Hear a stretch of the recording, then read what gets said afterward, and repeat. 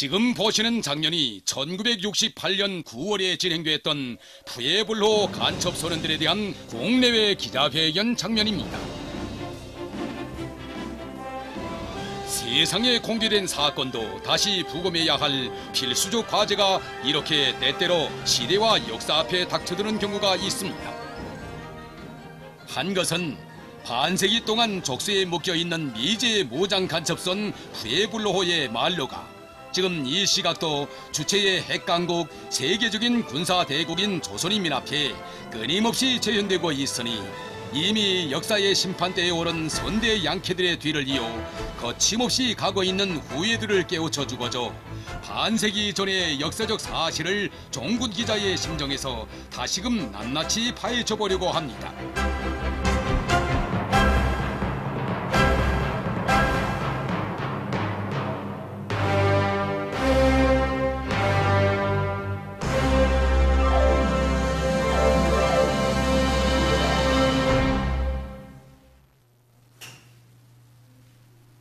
조선민주주의민주화국 정부는 미제국주의자들이 미제 무장간첩선 푸에블로호를 우리나라 영해에 깊이 침입시켜 적대 행위를 감행케 한 저들의 죄행을 은폐하고 합리화하기 위하여 푸에블로호 사건을 유엔에 끌고 가는 한편 무력을 대대적으로 동원하여 이 녹음은 1968년 그 당시 인민방송은 리상벽 동지가 푸에블로호 납포 사건과 관련한 공화국 정부 성명 첫 방송을 보도한 녹음 자료입니다. 공학 장군 28을 맞는 뜻깊은 새 벽두부터 정말 그 사건은 예상치 못했던 중대 사건이었습니다.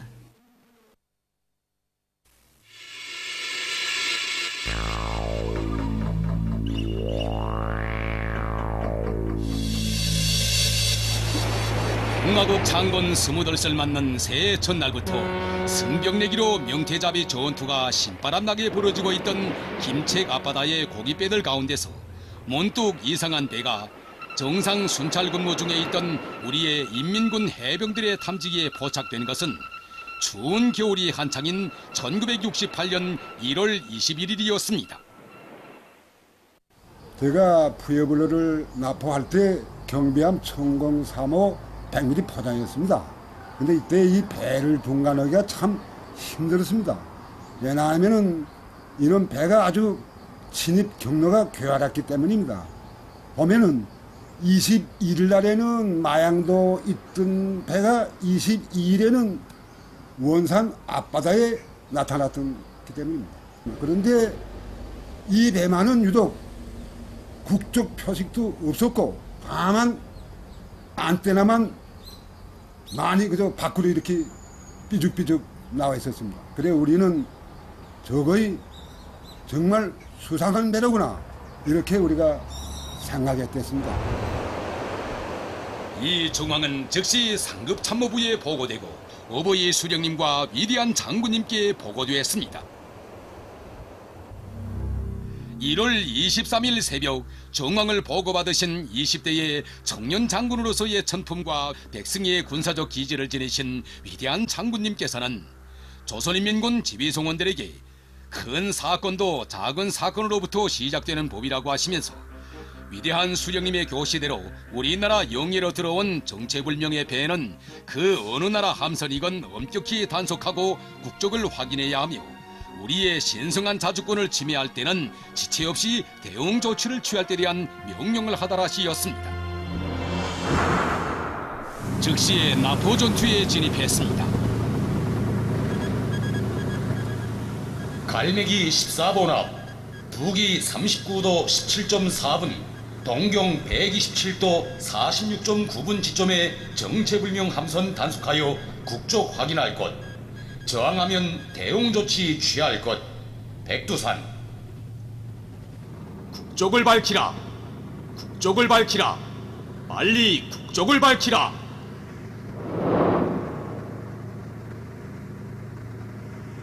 우리는 수로 측량선이다.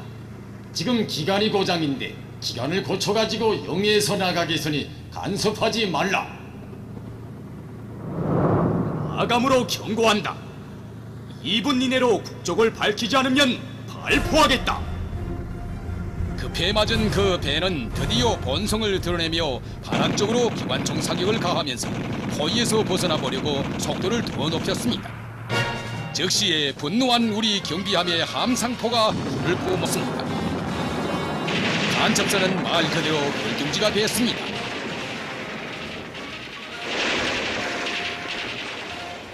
댄겁한 정체불명의 선박은 끝내 개양대에 깃발을 띄우고 말았습니다.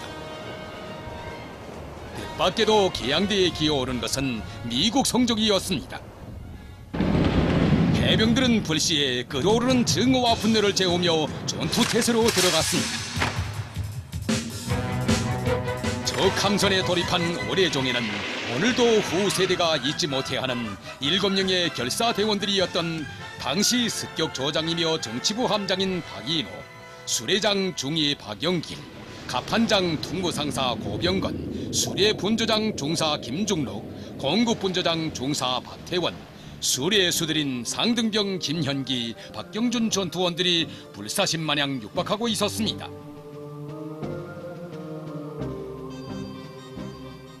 바로 이들이 그날의 정치부 함장 박인호, 수레분조장 중사 김중록 결사대원들입니다. 전우들의 당부를 후대들의 심장 속에 쪼아박아주며 오늘도 이들은 역사의 증전자로서 침략자들의 만류를 만천하에 고발하며 원수들과 꿋꿋이 싸우고 있습니다. 간첩배이기 때문에 4가지 전투임무를 받았습니다. 첫째는 푸에블로를 올라가서 놈들을 다 체포하는 거. 둘째는 무기 빼서 장가라는 거. 셋째는 모든 통신을 두절시키라는 거. 넷째는 푸에블로를 몰고 어디까지 돌아가는 거. 4가지 임무를 받고 푸에블로에 뛰어오르기 위해서 어리정을 타고 저 뒤에 와 붙었습니다. 근데 오를 때 이 배 좌연 현축으로 뛰어올랐습니다. 그때 민총위원장 김명기 동무가 제일 선참으로 뛰어올라서 그 뒤로 결산들이 뛰어올라가지고 각기 자기 임무 분담에 따라서 움직였습니다.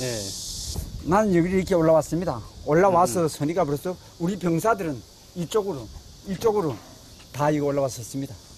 첫 행동으로서는 미운 놈이 성적이를 내려와서 찢어버리고 광역발을 했습니다.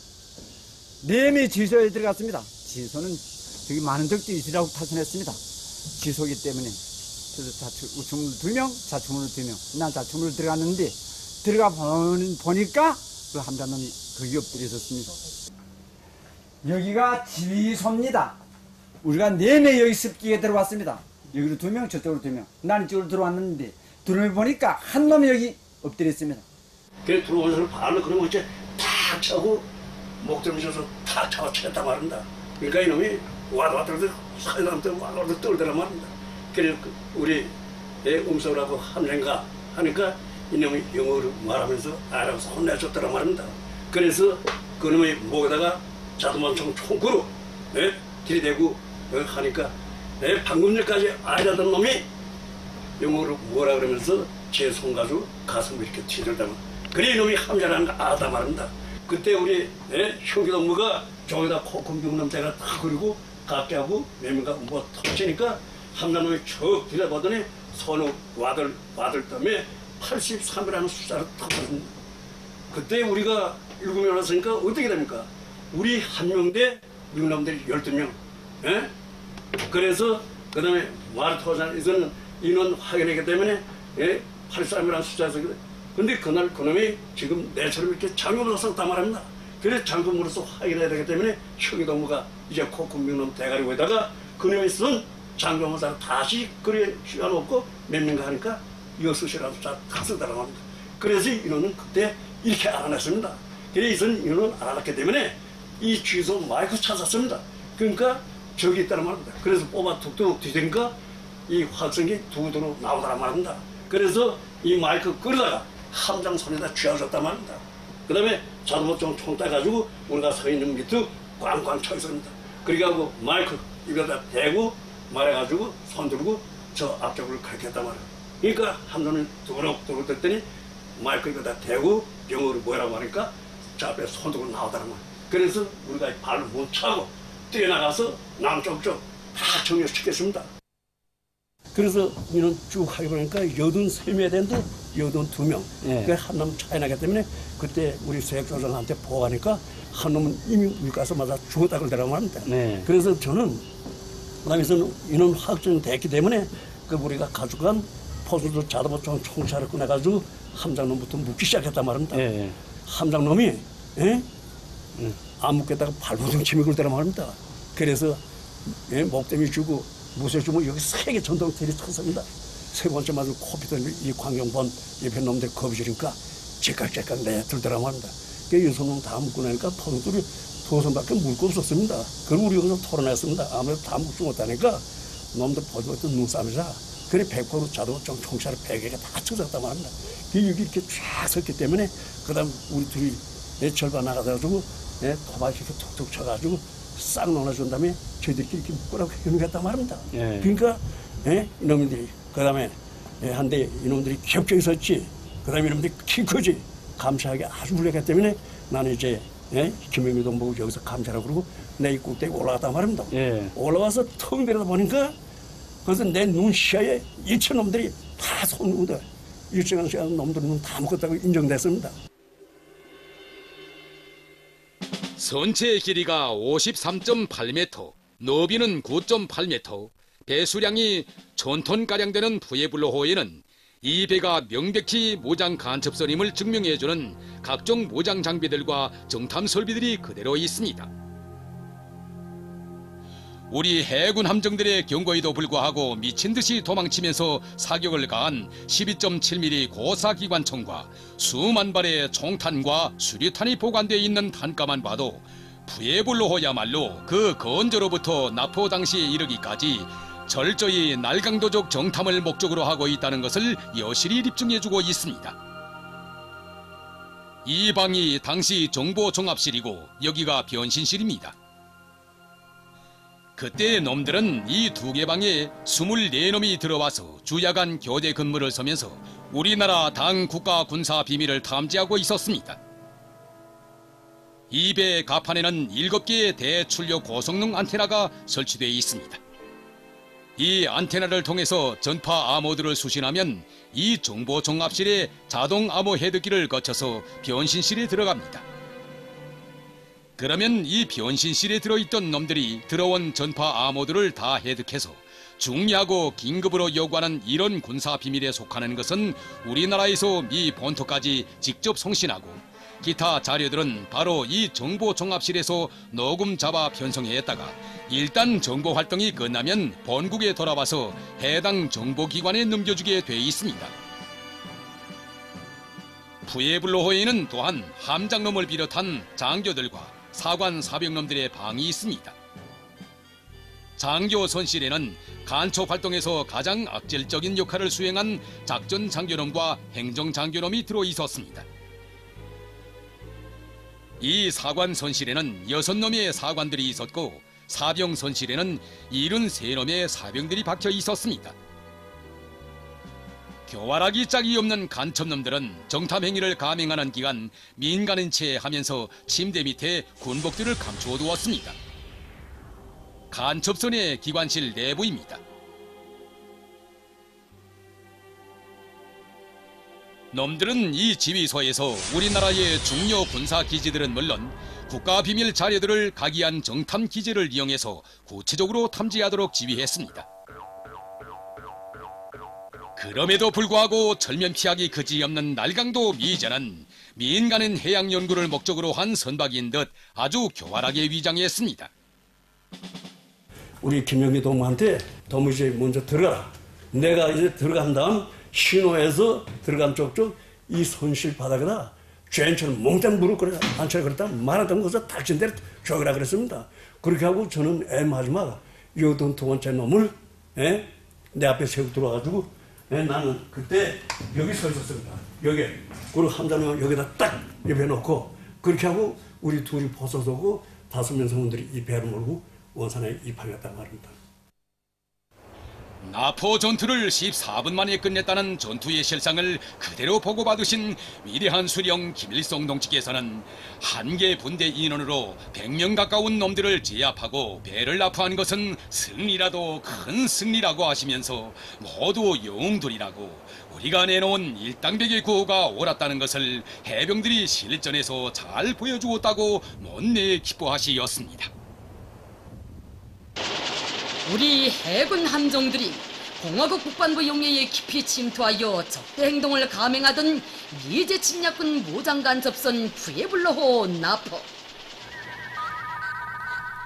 1월 23일 밤 10시 중대 보도가 조선중앙방송으로 온 세계에 전해진 데 뒤이어 백악관에서는 비상안보 관계자 회의가 있었습니다.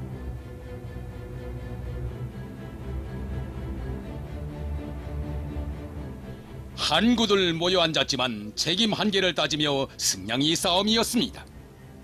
그러나 야수들의 본성은 하나와 같았습니다. 강력한 공군력을 동원하여 북조선의 항만이나 비행장을 한두 개 폭파해버리는 것이 합당한 선택이다. 푸에블로를 돌려주지 않는다면 북조선 깃발을 달고 공해상에 떠있는 모든 선박들을 납포하거나 침몰시켜버려야 한다.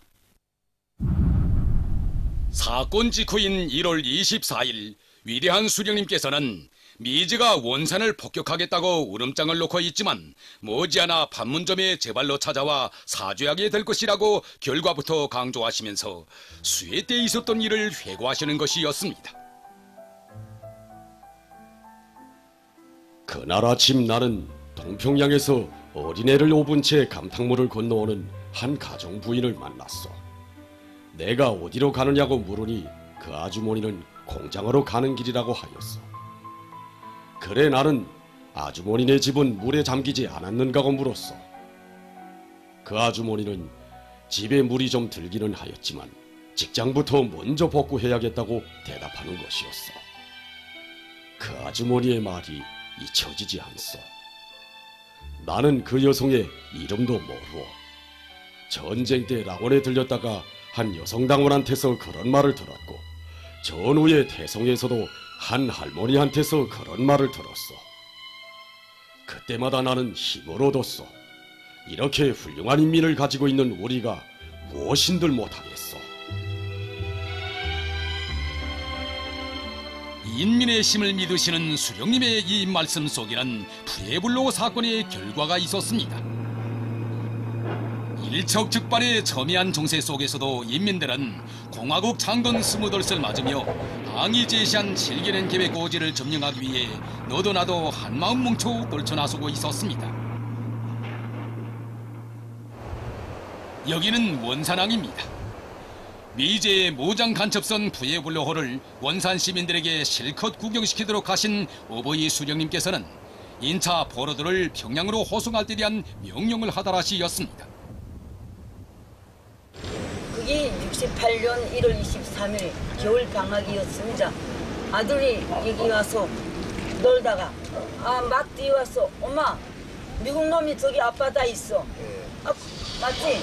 그래서 야 국경 정비대가 강화됐는데 미국 놈이 거기 있다는 게 무슨 소리야? 아들 손지고 막 뛰어와서 보니까 미국 배 시커먼 게 여기 와 서 있었습니다.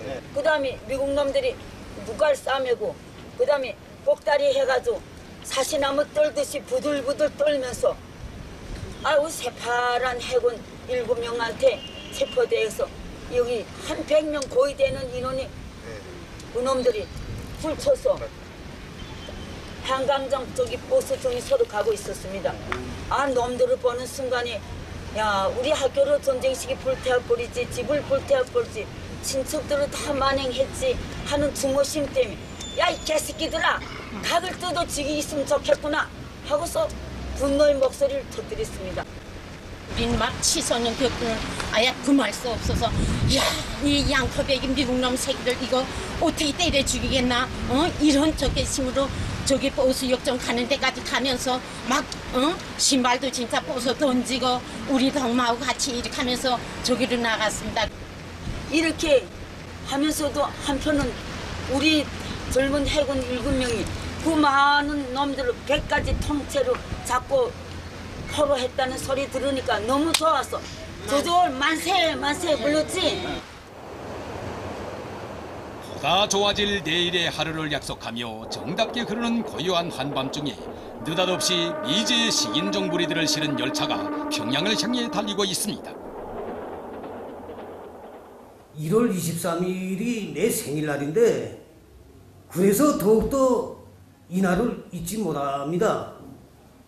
그때 아버지는 함흥철도에서 일하였는데 기관차 승무조원들을 데리고 원산에서 후회불로 납포된 놈들을 평양까지 무사히 도착시키기 위한 각오를 받았다고 합니다.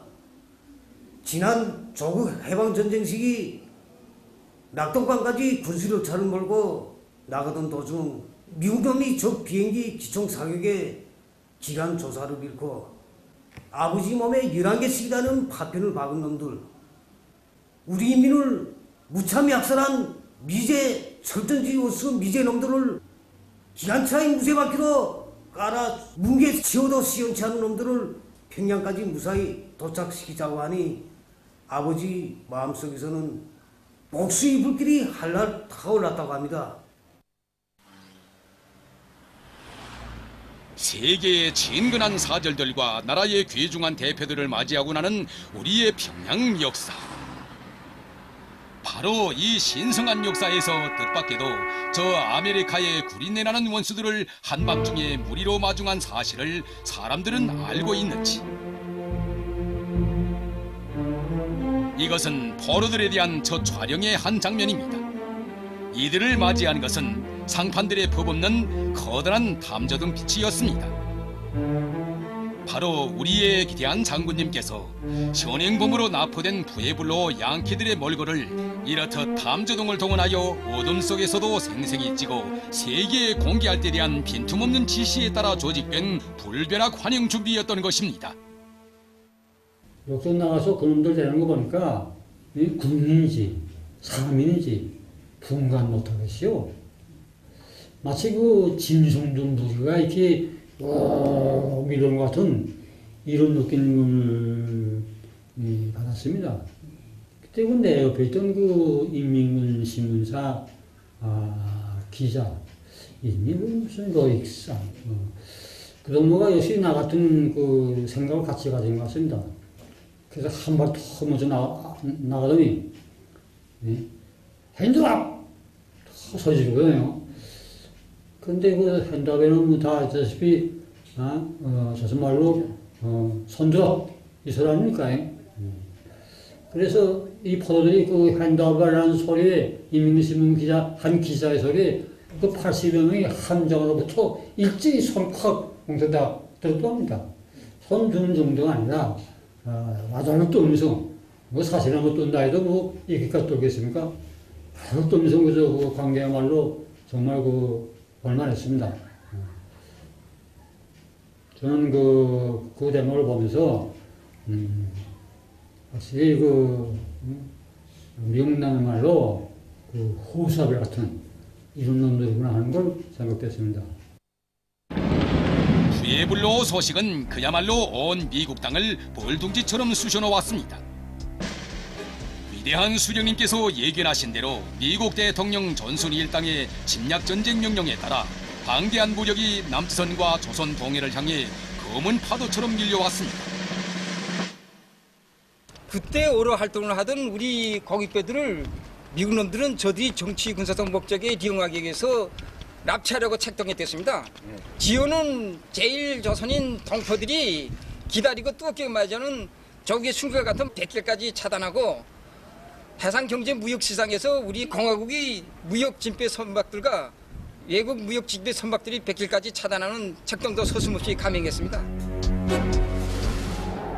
부해불로 사건을 둘러싸고 우리나라의 정세는 전쟁 적경으로 줄다름쳤고 주변 나라들도 커다란 불안과 동정, 우려와 초조 속에 손에 땀을 쥐고 지켜보고 있었습니다.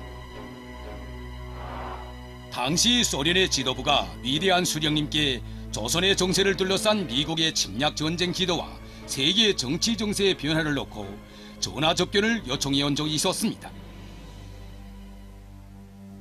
전술적으로 좀 양보하더라도 군사적 충돌은 안 하는 것이 득책이 아닌가고 묻는 소련 지도부의 질문에 위대한 수령님께서는 미국이 자기의 범죄 행위를 사죄하고 다시 그런 간첩 행위를 하지 않는다는 담보를 주면 선원들만은 돌려보낼 수 있으며 만약 경우 미국이 끝내 보복을 선택한다면 우리는 푸에블로호 선원들을 다 처리해버리고 조국 수호의 성전에 떨쳐나설 것이라는 강한 입장을 표명하시었습니다. 세계 그 어느 나라도 이 푸에블로호에 총 한 방 쏘지 못했고 또 잡는다는 것은 상상도 할 수 없었습니다. 그렇지만 우리 해병들만은 이놈을 용서하지 않았습니다. 80여 명의 간첩놈을 사로잡아서 세계인민 앞에 바로 푸에블로호 이 말로를 똑똑히 보여주었습니다. 그때로부터 반세기가 흘러온 오늘까지도 주변의 덩치 큰 나라들 속에서는 납작 엎드려 미국의 눈치를 살피며 자기 나라 정부의 권능과 존엄을 스스로 죄버리고 있습니다. 오직 조선의 억센 파도만이 미국의 검은 파도를 맞받아 초갈기고 있습니다.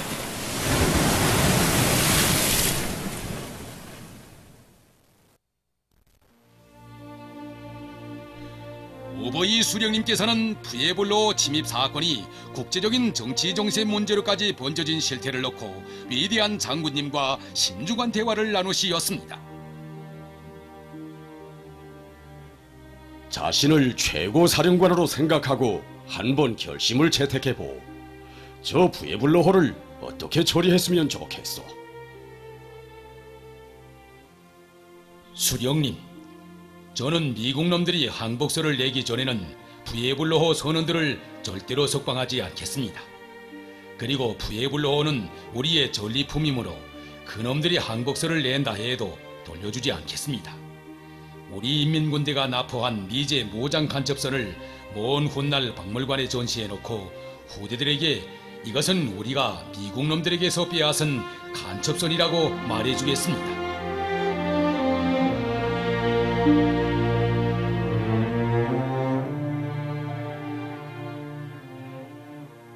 여기 조국해방전쟁 승리 기념관 노천박물관에 호를 꿰어오기까지 푸에블로호는 참으로 비참한 곡절을 겪으며 왔습니다.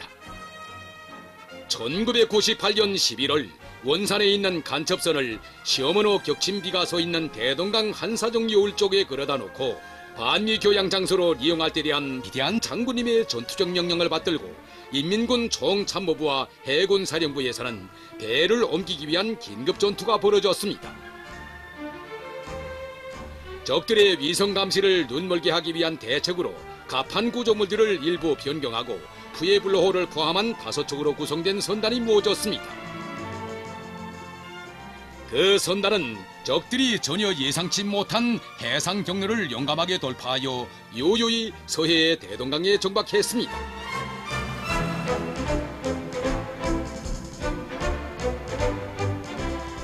3일 후에야 원산에 있던 푸에블로호를 대동강에 끌어다 놓은 것을 알게 된 미제와 그 주부들은 핏대를 돋구며 통곡했습니다. 30년 동안 제국주의자들의 신경을 자극시켜온 푸에블로호를 수억 달러를 들여서라도 찾아오지 못해 꿍꿍 앓던 원수들이 제놈들의 군사훈련 지역에서 놓쳤으니 제 주먹에 면상을 얻어맞는 격만큼 복통이 터져왔던 것입니다. 숱한 위성을 올려놓고 실시간으로 전 세계를 손금처럼 내려다본다고 우실했지만 위성이 1000개인들 우리 수령님의 빨치산식 축지법을 써가시는 위대한 장군님의 대담한 배짱과 신묘한 지략을 들여다볼리 만무한 것이었습니다. 도착 성명을 알리듯 대동강반에 길게 울리는 백거동 소리는 적들과의 또 한 차례 싸움에서 이긴 승리자들이 외치는 함성과도 같았습니다.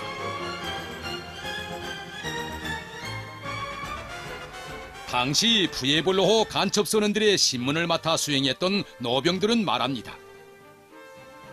신문은 처음부터 순탄치 않았습니다. 첫 신문에 들어갔는데 이놈들이 하는 말이 포로에 대한 신문은 국제법에 어긋난다고 하면서 포로 대우를 해달라는 것이었습니다. 그래서 제가 네가 포로야 포로 대우 해달라? 내 놈은 철저히 간첩이야. 너네가 우리나라 영해 깊이 침투해서 정탐 행위를 하다가 우리에게 발각되니까 도망쳐가는 거 우리 해군들이 너네 추격해서 붙들어온 간첩이야. 간첩은 우리나라 법에 따르게끔 돼 있어. 이게 국제법이야. 너네 알기나 해? 그래서 그 다음 우리는 신문과 함께 여러 가지 자료 문건들을 번역해서 과학적인 자료를 찾아내가지고 놈들 앞에 들이대니까 어쩔 수 없이 푸에블로 함이 임무 3마일까지 들어가서라도 정탐하려는 거, 잠수함과 함선들이 위치, 그 영향, 행동, 방향을 알아낼 때 대한 임무를 받았다고 실토했습니다. 우리 잠시 이 푸에블로호의 침입 경위와 유래에 대해서 당시 푸에블로 함장 로이드 마크 부처가 기자회견에서 한 자백을 통해 구체적으로 보기로 하겠습니다. 기자의 물음에 함장놈은 기꺼이 대답하겠다고 하면서 다음과 같이 말했다. 우리가 정탐한 4개의 모든 중요 항구들에 대한 근본 작전 수행의 기본 목적은 첫째로 조선인민군 해군 활동을 판정하며 둘째로 조선인민군 해군의 전자활동을 판정하고 확정하며 셋째로 우리는 조선민주주의인민공화국의 반응을 시도했으며 마지막으로 이 해군을 위하여 군사적 가치가 있는 일체 새로운 것을 발견하기를 기대하였습니다. 저 배 섬에다가 영어로 푸에블로라고 쓴 자원은 에스파냐어로 인민이라는 이런 모자를 씌워놓고 허좋게 책동했고, 그 다음에 여기다 영어로 GER라고 쓴 자원은 민간해양연구선이라는 약자입니다. 놈들이 이런 배가 세 척 있었습니다.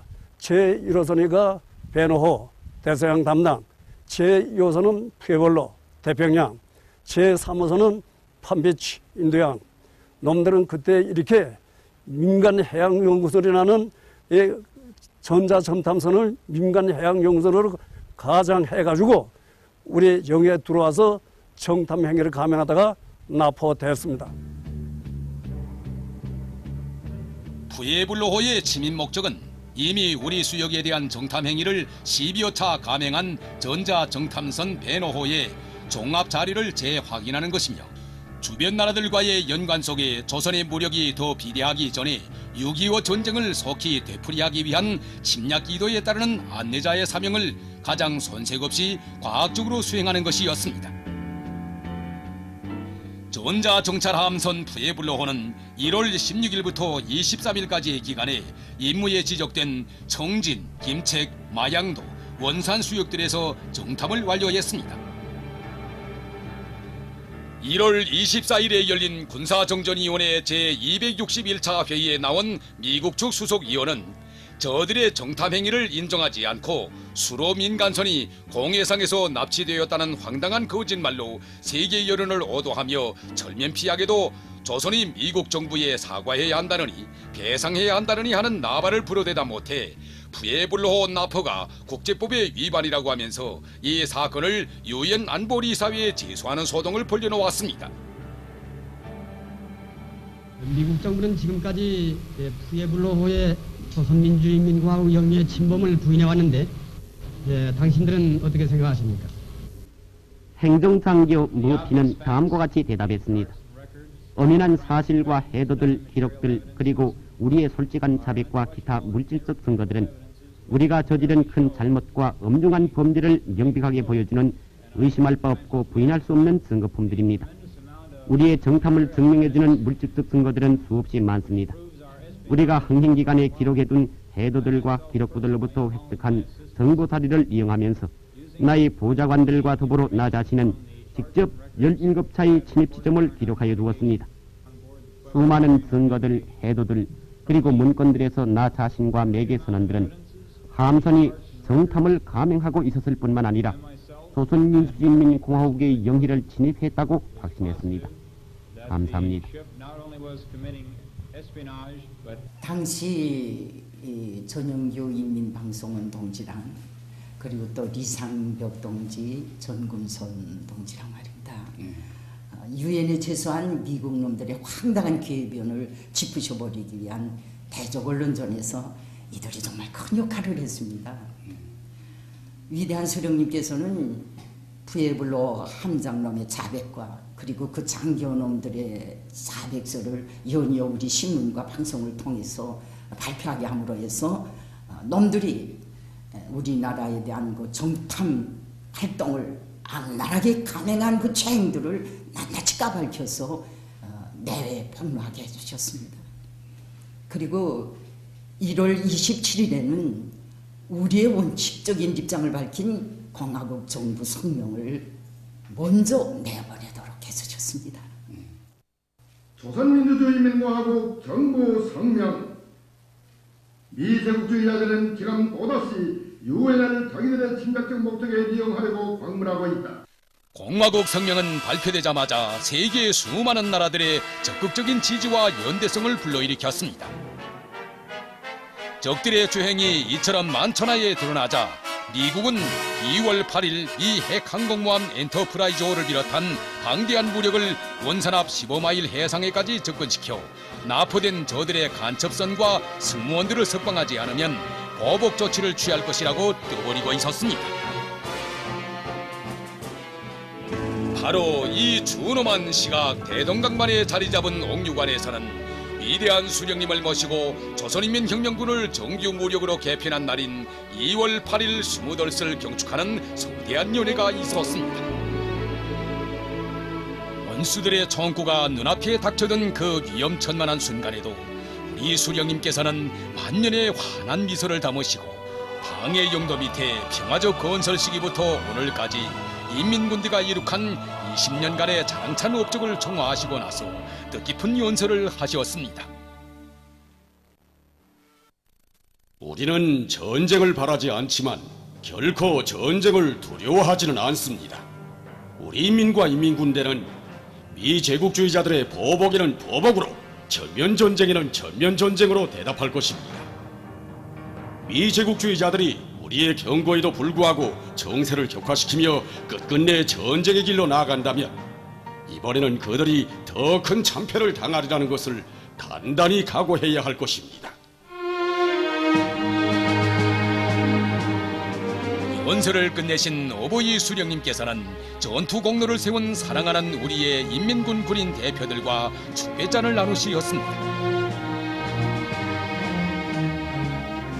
그날 오보이 수령님께서는 해군을 대표하여 축배를 들 것을 제의한 군인이 미지 무장간첩선 푸에블로를 납포할 때 제일 먼저 배에 뛰어 올라가 싸웠다고 하는데 어린 동무가 수월했다고 장하다고 하시면서 평범한 상등병이었던 저희 남편에게 사랑의 축배잔까지 부어주셨습니다. 이날 김현기 해병은 최고 사령관의 건강을 축원하는 제식 인사를 담착해 드렸으나 수령님께서 부어주시는 축배잔에는 감히 손을 내밀지 못했습니다. 병사의 곁에 와 계시던 위대한 장군님께서는 수령님께서 잘 싸운 동무의 모습을 사람들 앞에 내세워 자랑하고 싶어 그러시는데 어서 받으라고 가벼이 등을 떠밀어 주시었습니다. 병사는 적함의 비호처럼 달려들어 대아메리카를 둘부시어 놓은 용사라기보다 곱살한 처녀 같았으며 용병답지 않게 수줍어하고 얼굴까지 빨개졌습니다. 우리의 영웅은 참으로 고왔습니다. 정말이지 생각하면 할수록 한나라의 수령이 평범한 병사를 위해서 사랑의 축배잔을 부어주신 이런 사상이 사랑의 세상에 또 어디 있겠습니까? 오보이 수령님께서는 그날 저희 아버지 손을 따뜻이 잡아주시면서 해군이 바다를 잘 지켜야 한다고, 조개의 바다를 부탁한다고 거듭거듭 당부하셨고, 그 이후에는 공화국 영칭호를 수여하도록 해주시는 세상 최대 영광을 안겨주셨습니다. 우리 가정은 그날의 아버지가 받아놨던 그 영광, 그 믿음을 대를이어 굳건히 지켜갈 것입니다. 영장과 전사 간에 성대한 화폭을 남겼던 뜻깊은 2월 8일 그 시각, 역사 기록에 포착된 극적인 장면은 놈들의 포로 생활의 한 토막입니다. 영웅쪽 조선인민군 창군 기념일을 맞으며 우리가 놈들에게 특식을 주었습니다. 함장놈은 푸짐한 특식을 받고 영웅쪽 조선인민군 창군 20주년 기념일을 진심으로 축복한다며 인삼주를 반년이나 마셨고, 보급 장교도 인삼주 맛이 세계에서 제일 좋다고 사의를 표시했습니다. 저들의 쓰디쓴 참패 맛을 알고나 마시는지. 뜻밖에도 놈들은 저들이 저지른 간첩만행의 죄가가 헤아릴 수 없이 엄청남에도 불구하고 이처럼 관대하게 대해주니 너무 고맙다고 하면서 영웅쪽 조선인민군 창군 20주년을 축하하여 잔을 찢자고 했습니다.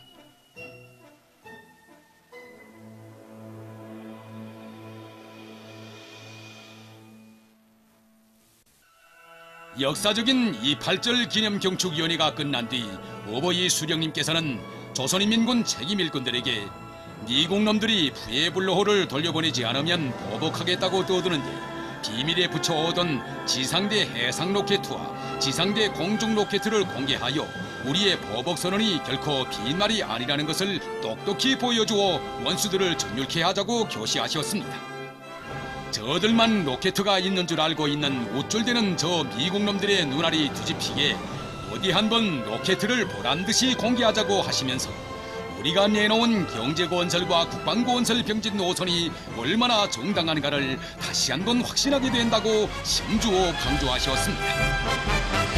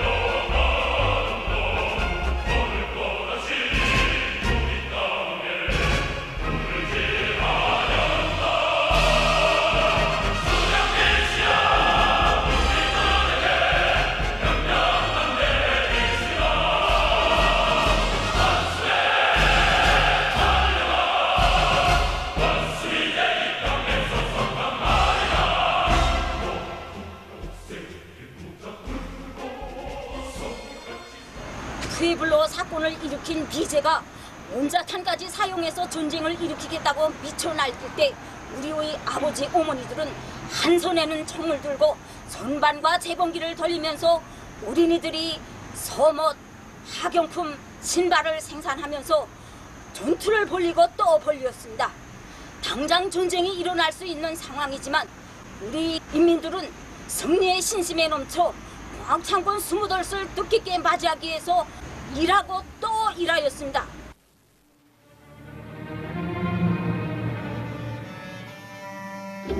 중앙정보국 장관 진전.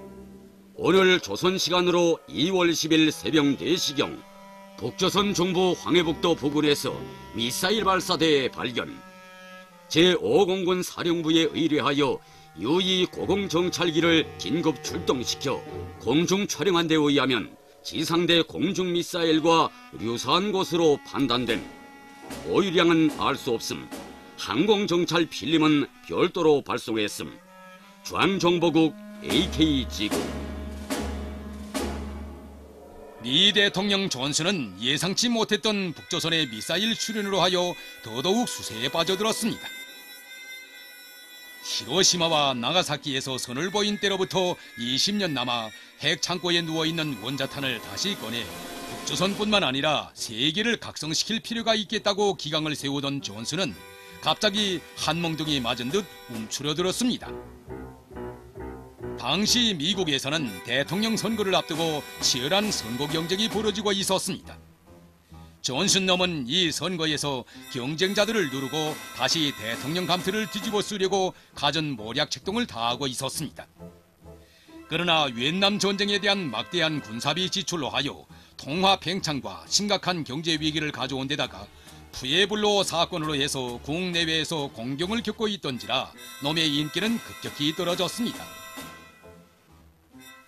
게다가 미군 포로들이 우리나라 정부에 제출한 공동 사죄문과 자기 나라 정부의 잘못을 사죄할 것을 요구하는 공개 서한은 존슨에게 더더욱 심대한 타격을 가져왔습니다. 푸에블로 선원들이 우리 공화국 정부 앞으로 보낸 공동 사죄문은 다음과 같습니다.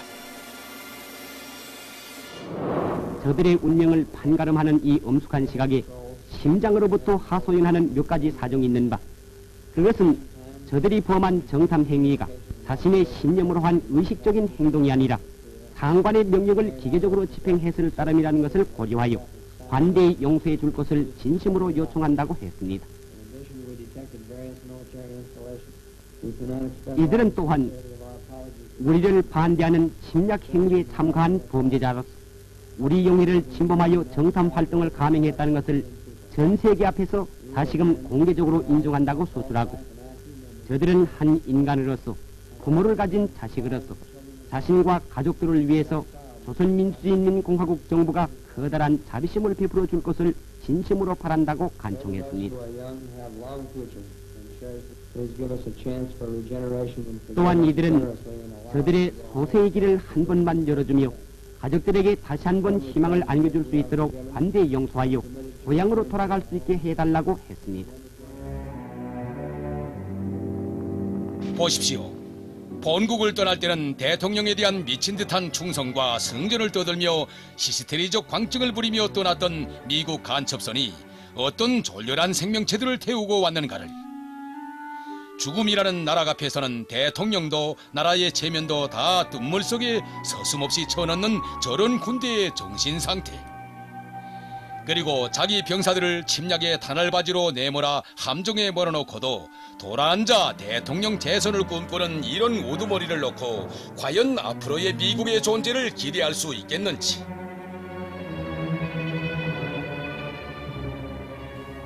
정말 그때 많은 사람들이 이 푸에블로 나포 상황 소식을 알고 싶어서 전화도 걸어오고 편지도 많이 받던 생각이 납니다.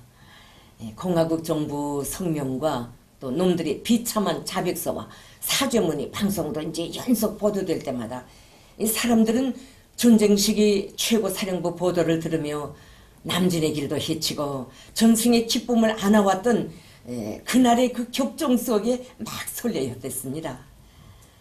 그 후 놈들은 공동 사죄문에 이어서 자기 나라 정부와 대통령에게 공개 소환까지 보냈는데, 그것까지 우리는 위대한 대원수님들의 작전적 구상에 따라 조선중앙방송으로 크게 보도했습니다.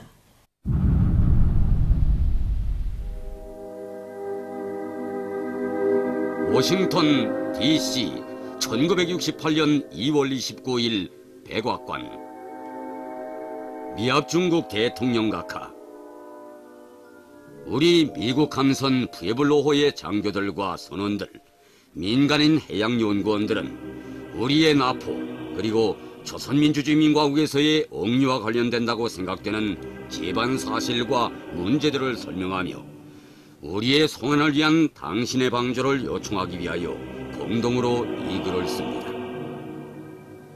조선민주주의민국국 정부가 우리의 송환이 실현되기 전에 우리의 작전을 명령한 우리 정부가 응당한 대의를 보여주어야 한다고 주장한 것은 정당합니다. 구체적으로 말해서 푸에블로호 사건의 진상이 세계에 다 드러난 조건에서 우리 정부가 조선민주주의민국국 영해에 침입하여 적대 행위를 한 사실을 솔직히 인정하고 이러한 행동에 대하여 진심으로 사죄하며 그러한 일이 반복되지 않을 때 대한 보증을 하여야 우리는 송환될 수 있으리라고 생각합니다. 대통령 각하, 요컨대 우리의 장래의 행복과 우리 가족들인 수백 명 미국 사람들의 복리는 당신에게 달려 있습니다.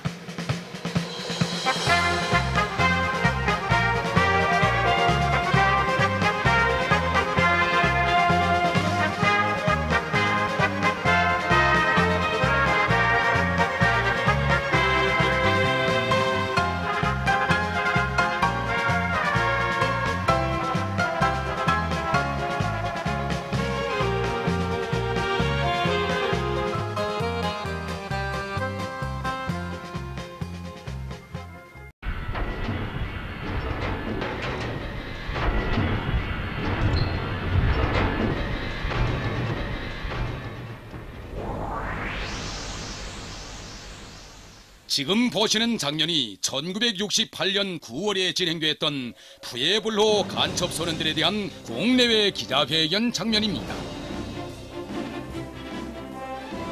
세상에 공개된 사건도 다시 부검해야 할 필수적 과제가 이렇게 때때로 시대와 역사 앞에 닥쳐드는 경우가 있습니다.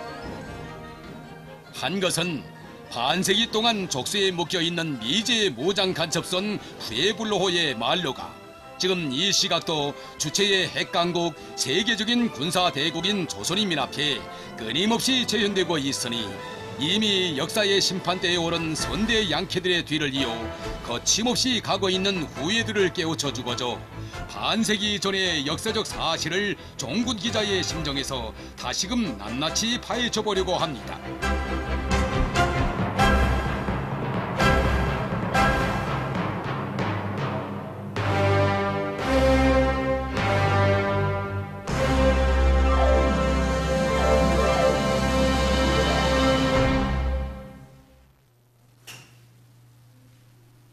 조선민주주의민주화국 정부는 미제국주의자들이 미제 무장간첩선 푸에블로호를 우리나라 영해에 깊이 침입시켜 적대 행위를 감행케 한 저들의 죄행을 은폐하고 합리화하기 위하여 푸에블로호 사건을 유엔에 끌고 가는 한편 무력을 대대적으로 동원하여 이 녹음은 1968년 그 당시 인민방송은 리상벽 동지가 푸에블로호 납포 사건과 관련한 공화국 정부 성명 첫 방송을 보도한 녹음 자료입니다.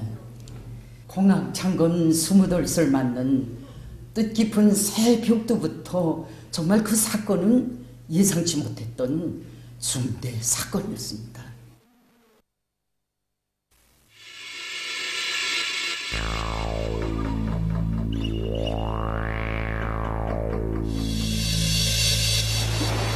공화국 창건 28살 맞는 새해 첫날부터 승병내기로 명태잡이 전투가 신바람나게 벌어지고 있던 김책 앞바다의 고깃배들 가운데서 문득 이상한 배가 2분 이내로 국적을 밝히지 않으면 발포하겠다.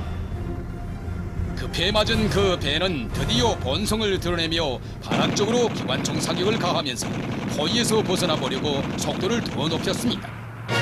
즉시에 분노한 우리 경비함의 함상포가 불을 뿜었습니다. 간첩선은 말 그대로 굴둥지가 됐습니다.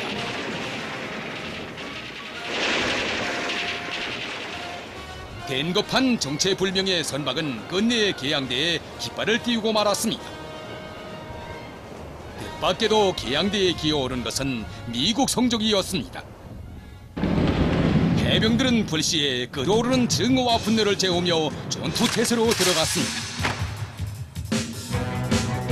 적 함선에 돌입한 오래종에는 오늘도 후세대가 잊지 못해야 하는 7명의 결사대원들이었던 당시 습격조장이며 정치부 함장인 박인호, 수레장 중위 박영길, 갑판장 퉁무상사 고병건, 수레분조장 중사 김중록, 공급분조장 중사 박태원, 수레수들인 상등병 김현기, 박경준 전투원들이 불사신마냥 육박하고 있었습니다.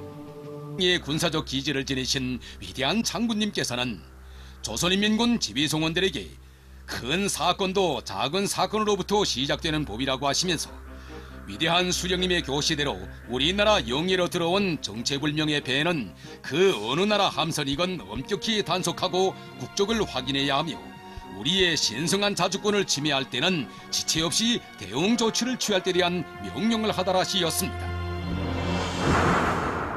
즉시에 나포 전투에 진입했습니다. 갈매기 14번 앞, 북위 39도 17.4분, 동경 127도 46.9분 지점에 정체불명 함선 단속하여 국적 확인할 것, 저항하면 대응 조치 취할 것. 백두산. 국적을 밝히라. 국적을 밝히라. 빨리 국적을 밝히라.